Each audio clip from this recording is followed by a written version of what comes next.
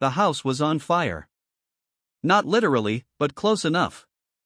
There was yelling, so much yelling, and the sound of something shattering, probably the second wineglass of the night. I couldn't even remember what started the argument. Maybe it was about the pile of dishes in the sink, or the fact that I was late getting home. Laura had a knack for picking fights over the smallest things, but tonight was different. There was something else under the surface, something darker, something that had been simmering for too long. I sat on the edge of our bed, trying to block out the chaos downstairs. Laura was storming around the living room, probably throwing her hands up like she always did when she was pissed off. It had become a familiar routine. She'd lose it, I'd check out, and we'd both pretend nothing happened the next morning. But this time, it felt like the storm wasn't going to pass. That's when I heard it, the sound of a car pulling up. It wasn't one of those distant, passing by sounds. No, this was close. Someone had pulled into our driveway. I stood up, peeking through the bedroom window, half expecting to see a delivery guy or a neighbor, maybe even someone from Laura's yoga class. But the car that parked outside wasn't familiar. A sleek black sedan. Too expensive for the kind of people who lived around here. Laura's voice dropped, and for a second, the house went silent. Then the front door creaked open, and I heard her talking to someone low, controlled, but urgent. I strained to make out the words but couldn't catch anything. My pulse started to pick up, a steady thudding in my chest. Who the hell was that? I moved down the hallway, quiet as I could, slipping into the shadows at the top of the stairs. From my vantage point, I could just make out the edge of the doorway. Laura's voice was still hushed, and I could hear a second voice now, a man's, equally quiet but firm. There was a tension in the air that hadn't been there a few minutes ago, thick enough to choke on. It was one of those moments where you know you should step away, where your instincts scream at you to leave it alone, but curiosity pulls you in like a riptide. So, I leaned forward, trying to get a better view. That's when I saw him, a tall guy in a suit, standing way too close to Laura. She had her back to me, but I could see her posture, the way she leaned into him, like they were sharing some kind of secret. I couldn't hear everything, but I caught just enough to make my blood run cold. "I can't keep doing this," Laura whispered. "He'll find out eventually." "Don't worry," the guy said, his voice calm, almost bored. "We've been careful." Careful? My stomach dropped, and my hands clenched into fists. I had no idea who this guy was, but I knew exactly what was going on. You don't need a degree in psychology to recognize the look of guilt. The air seemed to thicken, my breathing became shallow, and for a second, I couldn't move. It was like the world around me had slowed down, and all I could hear was the pounding of my own heartbeat in my ears. That single moment of clarity hit me like a freight train. Laura was cheating on me. My whole body tensed, anger rising like a tidal wave. I wanted to burst through the door, grab this guy by the collar, and ask him what the hell he thought he was doing in my house, talking to my wife like that. But I stayed frozen, my mind racing through the possibilities, trying to process what was happening. How long had this been going on? Who was this guy? And more importantly, why hadn't I seen it? The whispers continued, but I didn't need to hear more. The pieces were all there, and the picture they painted was ugly. I didn't wait for them to finish talking. I couldn't. My feet moved before I even thought about what I was going to do. One second I was at the top of the stairs, the next I was halfway down, heading straight for the front door where they stood. The guy didn't even flinch when he saw me. He was leaning against the doorframe like he owned the place, arms crossed, smirking in that way that tells you he thinks he's in control. Laura, on the other hand, looked like she'd seen a ghost. Her face went pale, her eyes wide, mouth slightly open like she was trying to come up with some kind of explanation on the spot. She didn't say anything, though. For once, she didn't have anything to say. I walked right up to them, the tension thick enough to choke on. I didn't need to ask who he was, didn't need to demand an explanation. The way Laura was standing there, the way this guy had planted himself in my doorway, it all spoke volumes. This wasn't some stranger stopping by to pick up a package. He wasn't a work colleague. This was the guy she'd been sneaking around with. I knew it, and so did they. "Who the hell is this?" I said, my voice low, steady. Laura's lips moved, but nothing came out. She looked between me and the guy like she couldn't decide what to do. Her hesitation was all I needed to confirm what I already knew. If this had been nothing, she would have said something by now. Instead, she just stood there, caught. Name's Matt, the guy said, casually extending a hand, like we were going to shake on this. I stared at his hand, then at his face. He had this smug look, the kind that made me want to break his nose just for existing. I didn't touch him. Didn't need to. The fact that he had the balls to introduce himself to me, in my own house, told me everything I needed to know about him. Laura finally found her voice. It's not what you think, she blurted out, stepping between us like that would somehow defuse the situation. I couldn't help but laugh. Not what I think. Really? Because what I'm thinking is that you've been fucking this guy behind my back. Is that about right? She winced at how direct I was. Good. I wasn't going to tiptoe around this or give her a chance to weasel out of it. I wanted the truth, all of it, laid bare in the ugliest way possible. I wanted her to admit it, to stop pretending like everything was fine. It's complicated, she started, and I felt a surge of anger at the way she said it, like I was supposed to believe this was some nuanced, hard-to-explain situation. There was nothing complicated about it. It was simple, she was screwing around with some guy, and now she was caught. Complicated? I said, taking a step toward her, my voice rising. Explain it to me, then. Make it simple. Matt stood there, arms still crossed, like he was watching some sort of show. He wasn't nervous. He wasn't backing down. It was almost like he was enjoying it, like he thought he had nothing to lose here. That smugness, that confidence, it made my blood boil. He wasn't just some random fling, some mistake she regretted. He was a part of her life, and he clearly didn't give a damn about the wreckage he was causing. Laura started to cry then, covering her face with her hands. Not real sobbing, just enough to look pathetic. I didn't mean for this to happen. I didn't, she said through her hands. I couldn't take it. The excuses, the half-assed apologies, the crocodile tears.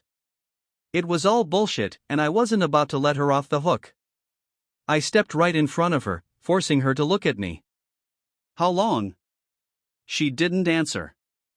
How long? I said again, this time louder. 6 months, she finally whispered, her voice cracking. I felt my stomach lurch. 6 months.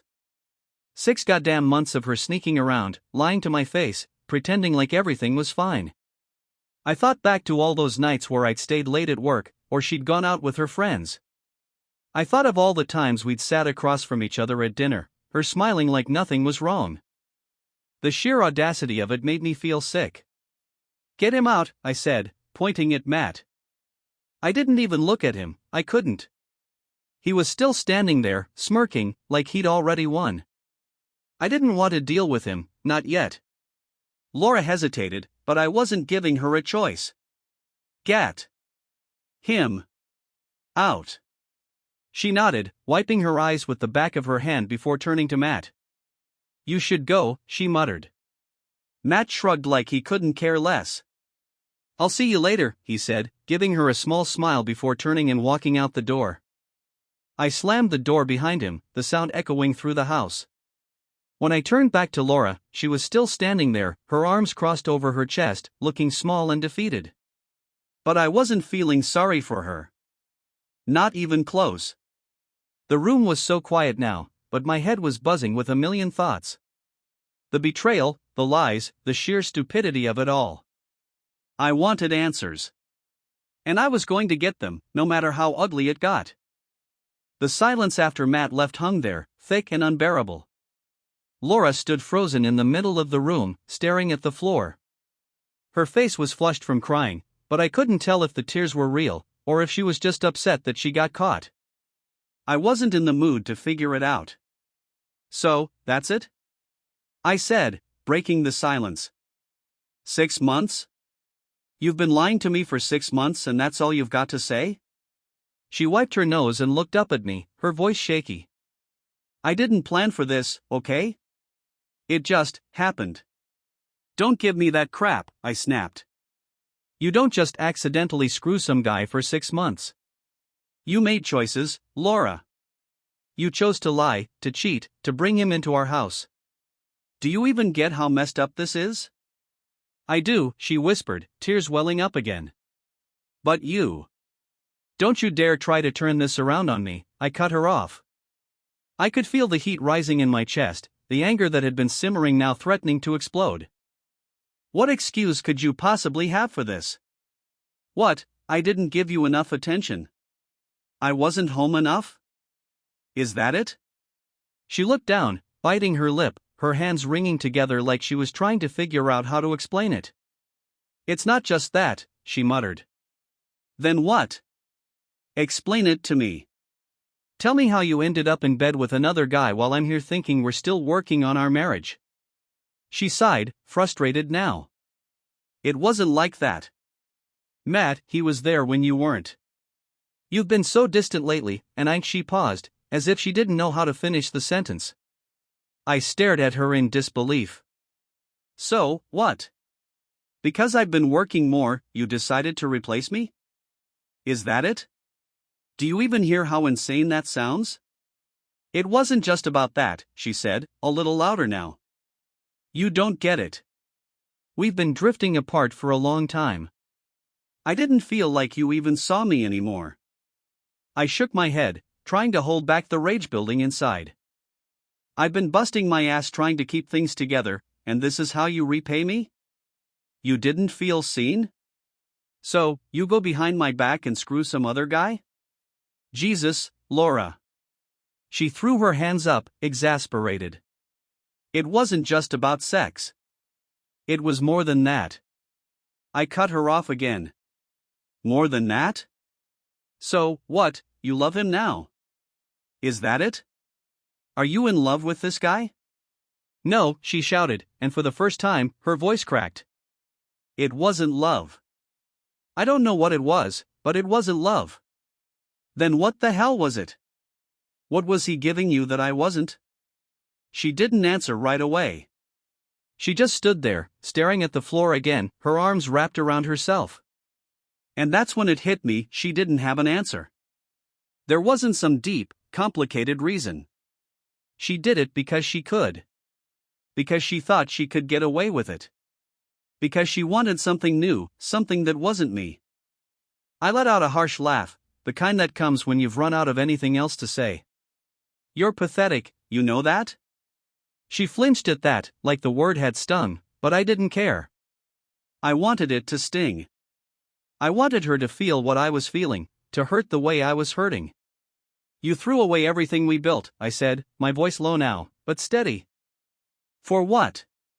For some guy who doesn't give a damn about you? Because I promise you, Laura, the moment this blows up, he's gone.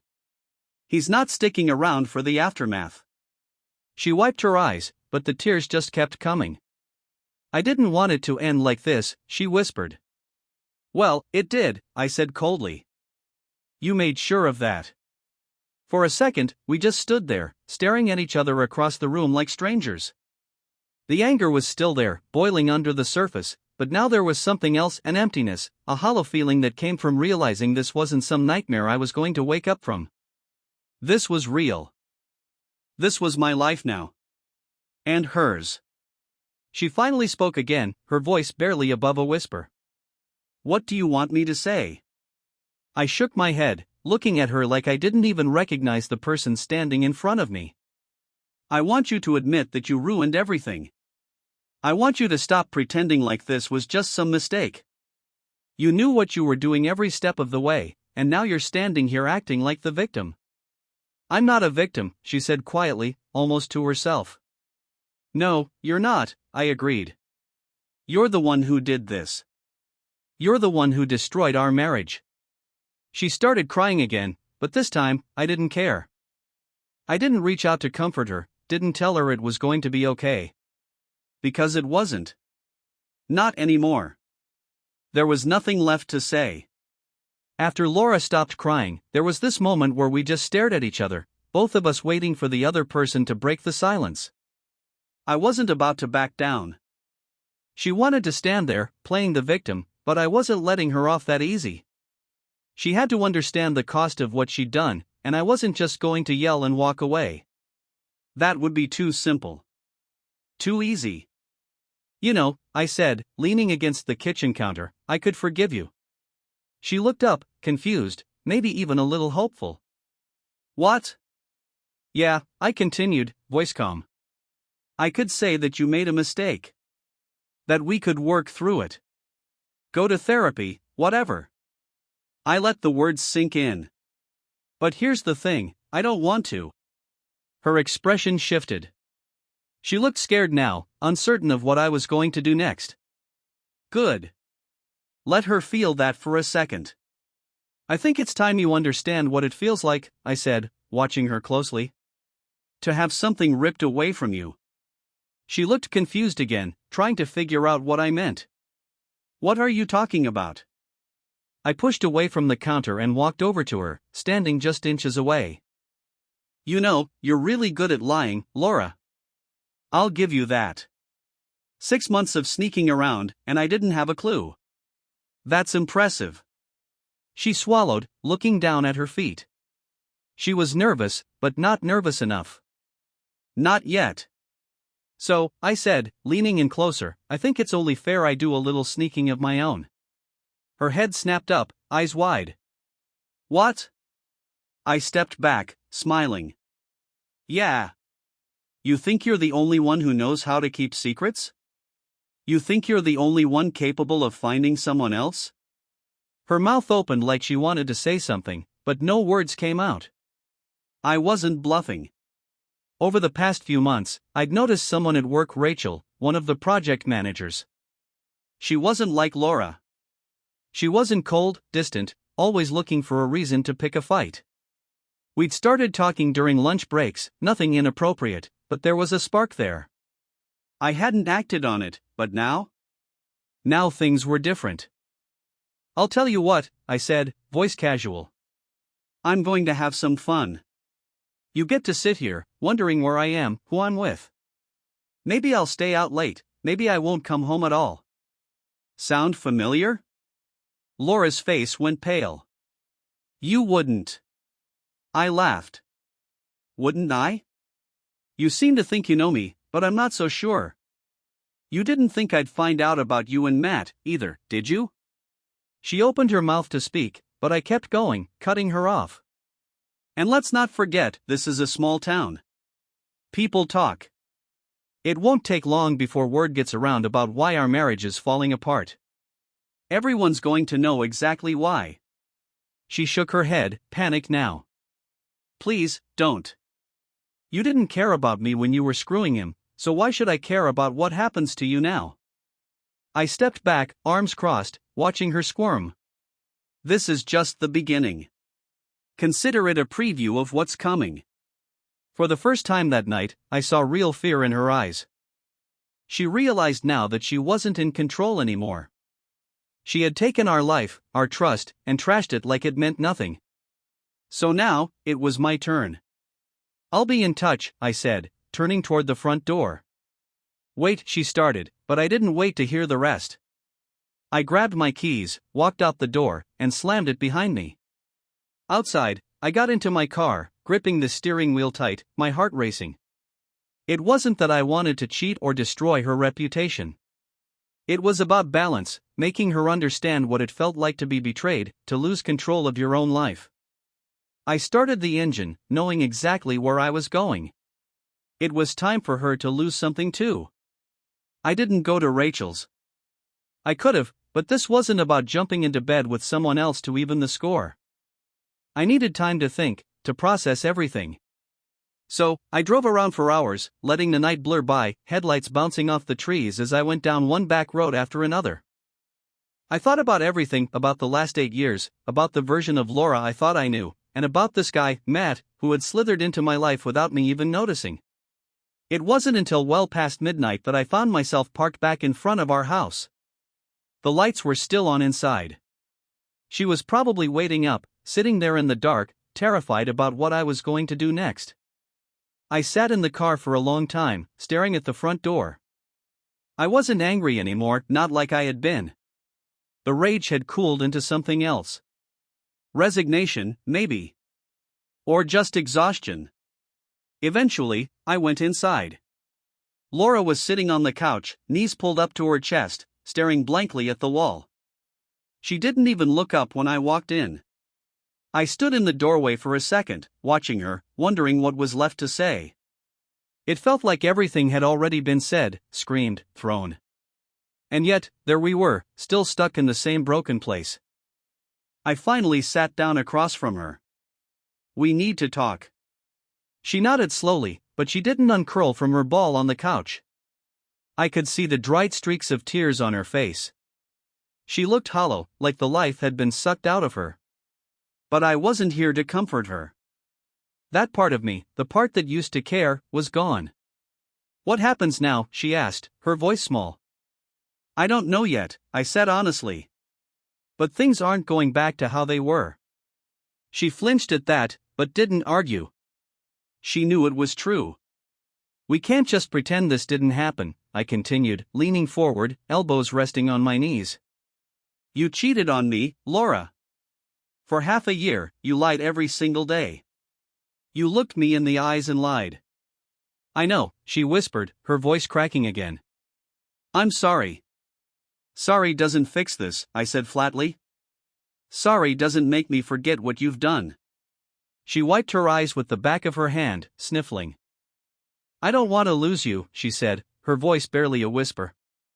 "I know I messed up, but I don't want this to be the end." I sat back, letting her words hang in the air. There was a time when I would have jumped at that, would have taken her hand and said, "Okay, let's fix this." But now? Now I wasn't so sure. "I don't know if there's anything left to save," I said finally. She looked at me, panic flashing in her eyes. "We can try," she pleaded. "We can go to therapy. We can work on it. I'll do whatever it takes." "You should have thought about that 6 months ago," I said quietly, not even looking at her. Silence.